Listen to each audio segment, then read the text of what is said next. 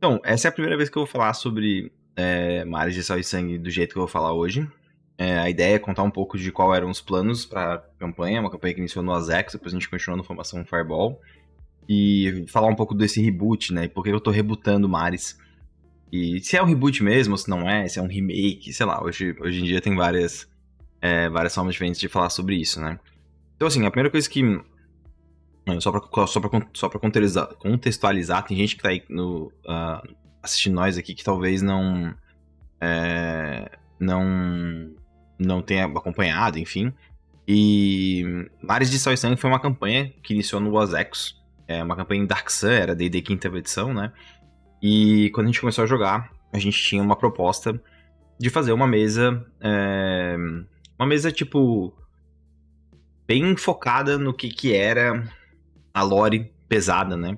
De Dark Sun, assim. Então eu, devorei os livros da segunda edição, li muito material da 3.x, bastante material da quarta edição, foi um dos últimos cenários que saiu pra quarta edição. E, enfim, montei a mesa pra quinta edição, né? A gente tinha. No elenco a gente teve algumas pessoas diferentes, né? Inicialmente a gente teve o Azekos, o Roxo, a Joana e a Kika. E aí depois a Kika precisou sair, aí entrou o Ishiro. E aí depois, por um tempo, sai o Azekos e aí entra a Bel. E é o grupo que a gente fica até o final, né? Fica a Bel, o Roxo, o Ishiro e a Jo. E assim, Maris foi uma campanha que ela era muito boa, assim, na minha opinião, ela era muito gostosa de preparar. E ao mesmo tempo ela era muito difícil de mestrar, né? E é importante pontuar alguns pontos, né? Assim, pontuar alguns pontos é ótimo, mas pontuar um pouco de algumas questões que levaram a isso, assim. Hoje eu tenho uma sensação, assim, hoje não, mas por muito tempo eu tinha uma sensação muito agridoce quando eu falava de Mares de Sal e Sangue. Eu tinha inicialmente uma concepção de o que a campanha deveria ser, sobre o que a campanha era, qual era o principal objetivo dela. E eu percebia que aos poucos, principalmente depois da primeira temporada, isso foi se desvirtuando, assim, foi mudando de rumo, na real, né? Desviando para uma outra narrativa. E isso me frustrava muito, né? E assim, eu passei um bom tempo refletindo, assim, se esse era um problema que eu havia criado, que os jogadores haviam criado, se era da relação que a gente tinha, né? A relação dos jogadores com o cenário e com o jogo também era muito dúbia, assim, em muitos momentos a gente tava muito mergulhado numa narrativa muito foda, em outros momentos era muito cansativo, né, era uma relação que em muitos momentos ela era uma relação até desgastada, assim. Ainda assim, eu acho que todos os jogadores curtiram muito. Acho que a gente, como um grupo, a gente conseguiu contar uma narrativa interessante. E aí, cara, eu percebi, assim, uma coisa que foi realmente hoje, uma falha minha, assim. Eu acho que o que acabou acontecendo foi que eu queria muito contar uma história e eu esperava que os jogadores contassem essa história comigo. E eu acho que isso foi um erro meu, assim, sabe? Tipo, eu penso hoje que, na real, o erro foi eu querer ter contado uma história específica e que os jogadores participassem dessa história. Quando, na verdade, nós deveríamos contar uma história. Eu deveria ter tido uma proposta e ter deixado essa proposta evoluir com os jogadores. E eu percebi que eu não fiz isso, assim. Então, claro, acho que isso tem muito a ver com um pouco de... Assim, um pouco de... Como é que eu vou dizer isso, assim? Um pouco da vontade de dirigir enquanto entretenimento, assim. Eu não acho que o problema não tenha nem sido se era Railroad ou se era Sandbox, porque uma boa parte da campanha foi Sandbox, mas tem a ver com a questão da produção de conteúdo em si, sabe? Tipo, eu querer, assim, era a minha ideia comunicar um tipo específico de narrativa, e isso era uma coisa que eu deveria ter alinhado melhor com os jogadores, ou não ter feito, né?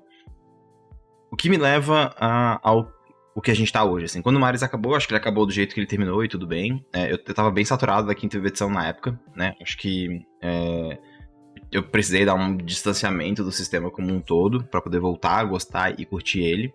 E eu acabei, assim, tropeçando em alguns materiais de Dark Sun que eu tinha separado e não tinha usado. E eu falei, caralho, isso era muito massa, cara. Isso é uma coisa que eu queria muito mostrar, isso é uma coisa bem interessante.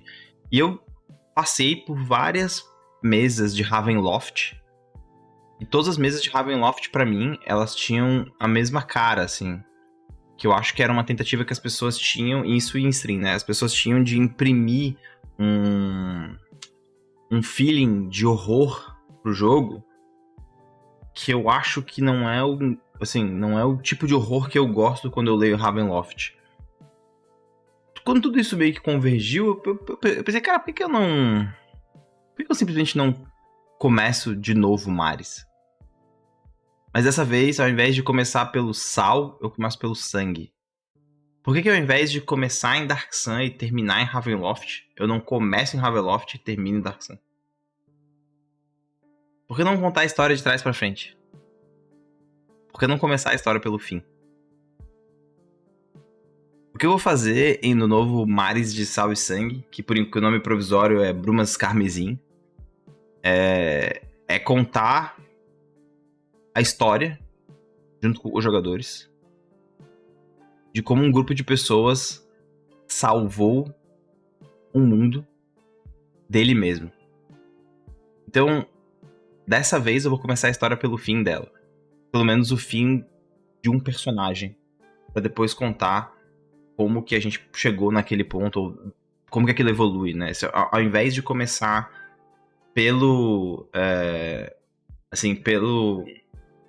pela parte de Atas, não começar pela parte, efetivamente, das Brumas de Ravenloft, assim. Então, eu quero muito fazer um tipo único de narrativa dentro de Ravenloft. Como eu fiz na época de Mares de Sal e Sangue, eu vou disponibilizar todo o conteúdo que eu usar para subs. Tipo, absolutamente tudo que eu preparar vai estar na pasta de sub. Que significa que qualquer pessoa vai ter acesso àquilo. O que significa também que é sub. O que significa que vocês também vão poder ver o quanto que eu improviso em live, porque muitos dos textos eu vou improvisar, não vão estar escritos ali. E eu acho que isso vai ser interessante também de vocês verem como que as coisas acontecem. Assim. Eu vou usar bastante material pronto, que eu vou fazer copia e cola pra acelerar, né? Tipo, ficha de monstro, por exemplo, eu vou só copiar com a ficha do monstro e mudar o nome. E outros monstros a Silva vai criar. Então, se preparem, isso vai ser interessante. Mas o que me leva nessa etapa de preparação? Na live de hoje, eu vou preparar o start da campanha, ou seja, eu vou montar as regras para criação de personagem, eu vou estruturar muito do que vai ser a parte de Ravenloft, né, do conteúdo em si, e vou estruturar um pouco do que vai ser a parte de Atas, mas muito pouco. A parte de Atas eu vou deixar porque isso vai ser longo, né, Mares de Sal e Sangue, a ideia é que seja um pouco mais longo. Eu não sei quem são os jogadores e jogadoras ainda, não sei, né, o elenco, não tenho ele totalmente em mente. Eu tenho algumas pessoas que eu gostaria de chamar, mas eu gostaria, na verdade, de retribuir um favor. Porque eu fui convidado para jogar a mesa da The20 Culture, né? Então, inclusive, exclamação The20 Culture no site, ali na Twitch, no bot.